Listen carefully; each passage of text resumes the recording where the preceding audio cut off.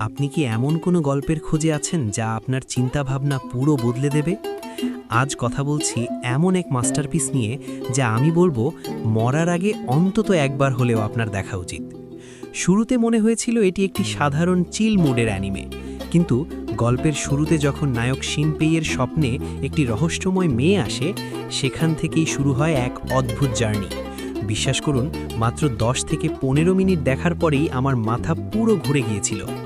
হুট করে এমন এক টুইস্ট আসে যা আপনাকে পুরো সিজন এক বসায় শেষ করতে বাধ্য করবে। নায়ক যখন অনেক বছর পর তার নির্জন দ্বীপে ফিরে আসে, তখন সে এক রহস্যের জালে জড়িয়ে পড়ে। এখানে প্রতিটি এপিসোড আপনাকে ভাবাবে পরের সেকেন্ডে কি হতে যাচ্ছে। কেন আমি একে 10-এ 10 রেটিং দিচ্ছি?